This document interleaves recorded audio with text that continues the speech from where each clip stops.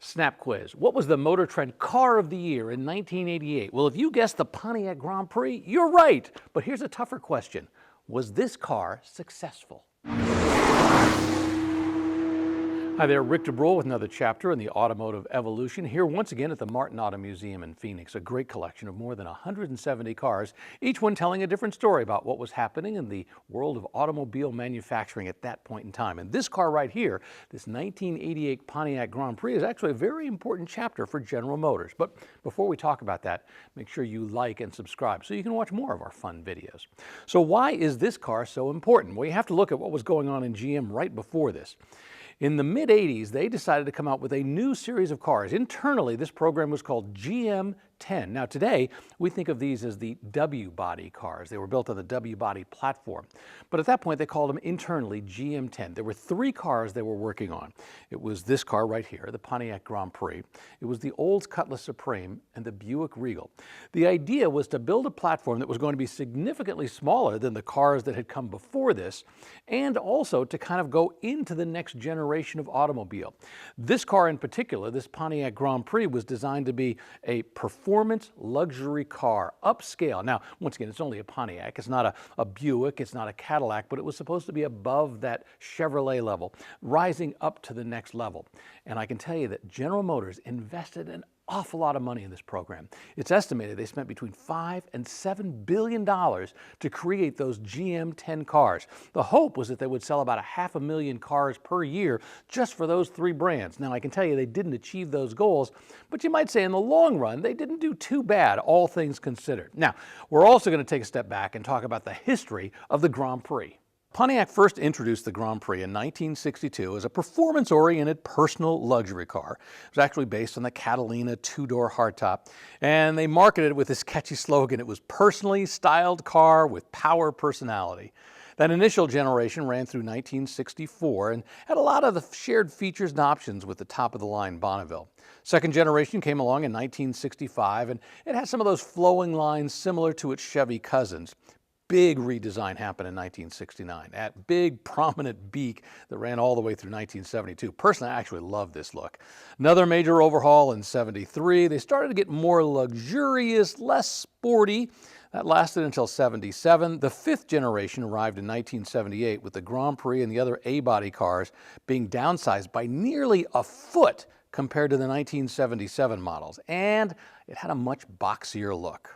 So you can imagine how people reacted in 1988 when this aerodynamic, sleek Grand Prix arrived, replacing that boxy-looking 1987. And this car was truly aerodynamic. It had a drag coefficient of less than 0.30, which for its day was tremendous. In fact, this was probably the most aerodynamic production car being made at that point. Not only did it win the Motor Trend Car of the Year award, but as you can see by the stickers on the side of this Pace Car edition, it was also the pace car for the Daytona 500 in 1988. So it was getting a lot of attention for really good reasons. The question is, could it deliver on that? All right, let's take a walk around, get a little bit closer look at this nice, sleek, aerodynamic body that paced the Daytona 500. It was on Valentine's Day back in 1988. And the significance of that particular race on that particular day is that Bobby Allison won the race, and he just edged out his son, Davey Allison. I think it was the first time father and son had finished 1-2 at the Daytona 500, so it was a pretty important race that day. And while this has all the stickers to make it look like it's an official pace car, the reality was this car was a lot different than the car that actually would have paced it. I mean, sure, you would have had some light bars and everything on top, but also important to point out, those pace cars had more performance than these. This car in its stock form just didn't have enough performance to pull it off. So the pace car, real pace car, actually had an upgraded engine that this car didn't have. Now, if you bought a Grand Prix back in 1988, you had your choice of a base, an LE, or an SE. And of course, the SE was the top of the line at that point in time. Later would come the GT and the GTP. But for the time being, the SE was the top of the line back in 1988. It's also really important to point out that this car was important for Grand Prix in this category of car for one very important reason. This car, for the first time, was being built on a unibody platform. And we've talked about unibody before, and a lot of other cars, quite frankly, had gone to it a lot sooner. I mean, everything from the Mustang to the Camaro, all kinds of cars had been unibody, where instead of just having a traditional frame that everything sits on top of, everything is kind of integrated into, well, pieces that are stronger and hold together better. It's kind of surprising, to be honest with you, that it took until 1988 for the Grand Prix to move to that type of situation. It's also important to point out that this car came with four-wheel disc brakes. It came with independent suspension. These were all important things, improvements that people were beginning to realize they wanted in this type of car. So this car in 1988, this GM10, the W body, whatever you want to call it, was a really important improvement from the Grand Prix that had come before. All right, the thing that was probably the least impressive aspect of this car, unfortunately, was this engine up here, this 2.8-liter multi-port fuel-injected engine. Now, you have to remember, back in 1970, the Pontiac Grand Prix maxed out with a 455 cubic inch engine that had 370 horsepower. This engine right here, in this 1988 Grand Prix, had 130 horsepower. Now, you have to remember, this was the 1980s. The cars didn't have a lot of horsepower through this era. They were all concerned about smog and fuel mileage, and they hadn't figured out how to get, well, a lot of horsepower out of a small package. This engine had been around since, I think, 1979, 1980. It at one point had less than that. They actually had to beef it up a little bit to get the 130 horsepower out of it before it was all said and done. This is what they call multi-port fuel injection as opposed to single-point fuel injection. Single-point is kind of like where a carburetor sits on top of the manifold and just sprays the gasoline into the engine. A multi-port meaning it's going to the different locations, the different cylinders. It was much more efficient, much more effective, but once again, it was still only producing 130 horsepower. This is actually going to be the very last year for this engine. The next year, they're going to go to a bigger engine. I think it was a 3.1 liter that was going to pump out, I think, about 160 horsepower or so. Now, the big engine, the big deal would come along the next year, at least for the 1989 year. That was when Pontiac would have a 3.1 liter V6 turbo that was capable of 205 horsepower as part of ASC McLaren for the GTP package that came out in 1989. But for 1988, this 130 horsepower model was all you could get. That was the max. And as you can understand, that's exactly why in the NASCAR world, they had to replace this engine with something that had a little bit more performance. Now, once again, these engines were strong. I mean, in their day, you know, this first generation of small GM, what they called 60-degree engines, they had an iron block. They had heads with inline valves. It was what they call a clean sheet engine. In fact, when they first came out with it in 1979 and 1980, they actually didn't start with anything they had before. They took a fresh piece of paper, drew it new, and came up with this design. And I think they used this all the way up through the mid-90s. So it had a good run. It just didn't have a lot of horsepower, although it's important to point out this was a very compact package, and that's why it was so important they were able to stick it in here. It was offered with a 5-speed manual, or you could get a 4-speed automatic. But once again, from a horsepower perspective, from a power perspective, not an awful lot. 0 to 60 time, just around 10 seconds. I think if you really worked it, you'd get it just a shade under 10 seconds, which was better than, of course, the Buick Regal or the old Cutlass Supreme. But still, from a performance car perspective, if you were looking for performance, there were other cars on the market that were probably going to cost you a little bit more, but were going to give you more performance. This car had a 107-inch wheelbase, which, when you think about it, the original Mustang and the original Camaro, well, they had 108-inch wheelbases. Of course, by 1988, the Mustang had shortened significantly. It was down to about a 100-inch wheelbase. But if you're looking from a performance perspective, this was very similar in size from a package perspective to that original Mustang, just a tiny bit shorter, but still significantly shorter than the earlier Grand Prix that had come out, and for this year, shorter than cars like the Monte Carlo.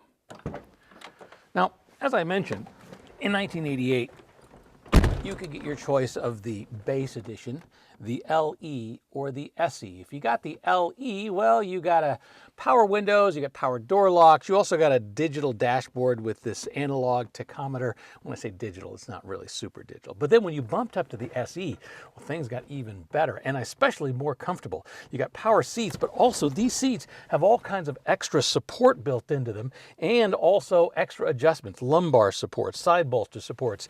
I tell you, These seats, 1988, they're pretty darn comfortable. They're kind of like Recaros. They kind of wrap around you. I mean, you can see how these bolsters kind of come up, how it, allows you to kind of slide into it. It's really a very, very comfortable seat. I actually like it a lot. With the SE, you also got the AM/FM cassette right there. Remember those in the cars? And a very interesting thing that they had on this car in 1988. Most cars up until this point, and to this day, still have keys that you put into the glove compartment, the glove box. This car, look at this. It has a combination lock. All you have to do is know the combination lock and you get in. Of course, you forget the combination, you're in a lot of trouble, like most of us will often do. Of course, you always knew that if you lost the key, one way or another, you could still get in there. So that was kind of an intriguing little thing that they did. They were trying to, be a little bit more upscale. This is the era of the buttons, and I actually like the way the dash design is. Now, we're used to big digital displays. Look at this little teeny tiny display right there. But interesting the way it's done, and I love the actual comfort of all this. Now, this does have a back seat. It's a coupe. It's designed to have a slightly bigger back seat than you would find, for example, in a Mustang or a Camaro of its day. You can actually probably put somebody back in there. Now, it's not like the old Grand Prix where there was enough leg room you could do something because they were on a much longer chassis. But actually, those look like comfortable seats.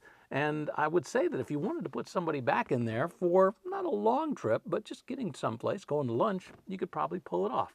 There's also a little thing in the center you can pull down, put a little more storage in there. So once again, this was designed to be kind of a personal luxury performance car. This wasn't a sports car.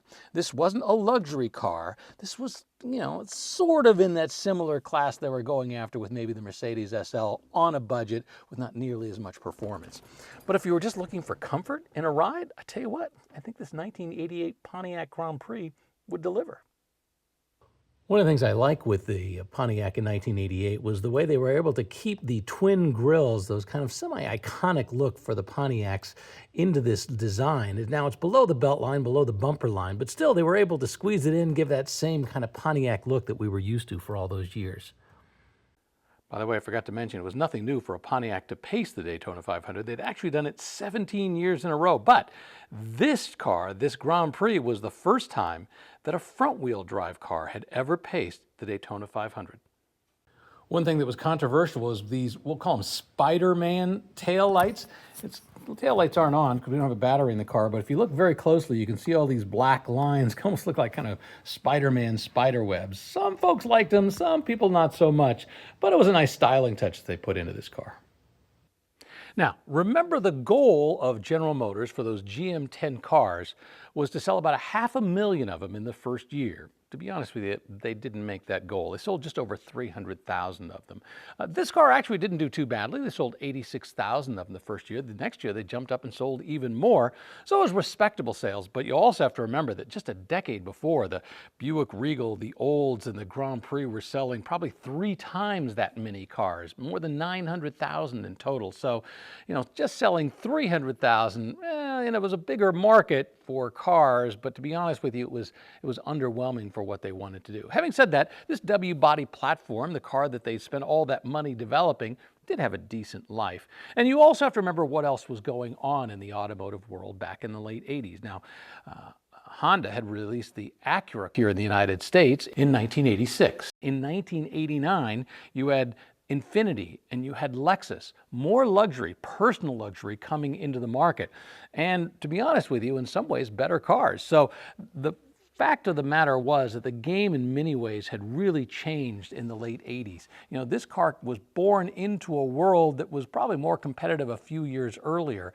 It wasn't quite as good as it could have been for what was about to happen in the marketplace. I think what they did was they built the best car they could for the rules of the time, not realizing that in just a couple years, everybody would be building something better. They weren't looking to the future probably as much as they could. What they were doing was building a car that was the best car they could build for the restrictions and limitations they had back in the mid to late 80s. So for 1988, this Pontiac Grand Prix NASCAR Pace Edition, well, it was a significant, important story and a significant chapter in what was going on in General Motors that year.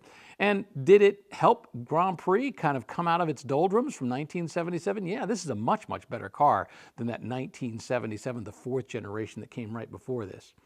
Having said that, it probably wasn't as much of a car as it could be. Sold well enough, and to make it an interesting chapter in the automotive evolution.